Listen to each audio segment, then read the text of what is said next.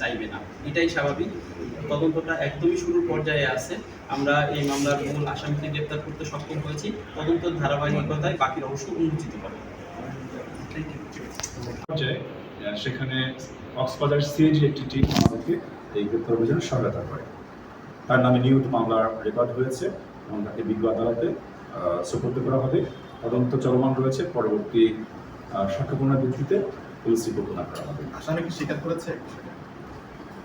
আসামি প্রাথমিকভাবে স্বীকার করেছে, বাট এটা অনুসন্ধানের বিষয় যেহেতু সেটা পরবর্তীতে তদন্তের প্রেক্ষিতে প্রকৃত ঘটনা জানা যাবে।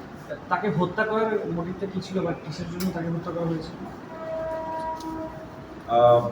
তাকে হত্যা করার মোটিভ বলতে আমরা প্রাথমিকভাবে ঘটনাস্থল পরিদর্শন, আসামি গ্রেপ্তার করে যেটা বোঝা গেল যে হয়তো তাকে ধর্ষণের চেষ্টা করতে গিয়েছিলেন, তিনি রাজি হননি, এরকম হতে পারে।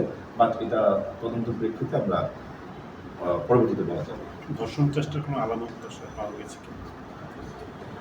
ধর্ষণ চেষ্টার প্রাথমিকভাবে শ্রুতাল রিপোর্ট এবং ডাক্তারের ভাষ্যমতে ধর্ষণ চেষ্টা আলামত পাওয়া গেছে। আপনার নাম এবং পদবিটা কি?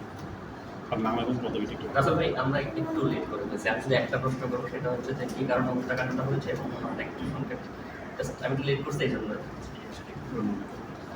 কি কারণে হত্যা হয়েছে এটা আসলে স্পেসিফিক এখন আমরা মানে এটা তদন্তাধীন রয়েছে।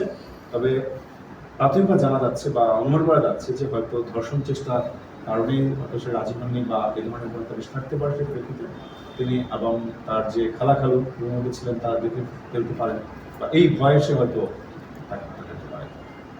খালাখালুর অবস্থাটা একটু কেমন?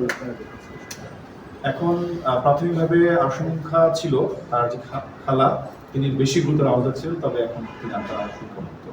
তাদেরকে যে বিষয়গুলো দিয়ে ধারালো অস্ত্র দিয়ে আঘাত করা হয়েছে সেগুলো উদ্ধার আছে কি? উদ্ধার হয়েছে। এবং কি দিয়ে মারিছিল? সেটা হচ্ছে তাদের ঘরে থাকায় দা দিয়ে।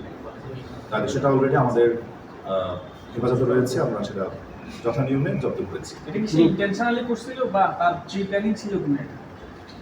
এটা তো আসলে তদন্তের বিষয়, বাট এটা আকস্মিক ঘটে যেতে পারে, মনে হতে পারে, কারণ সে যে উদ্দেশ্যে ঘটে যাচ্ছিলেন সেটা না হওয়ার কারণে, দেখে ফেলার কারণে হয়তো ভয়ে বা আতঙ্কে তিনি কাজটি করতে পারেন। প্রাথমিক স্বীকারোক্তি কি? প্রাথমিক স্বীকারোক্তি এটা তদন্তের বিষয়। না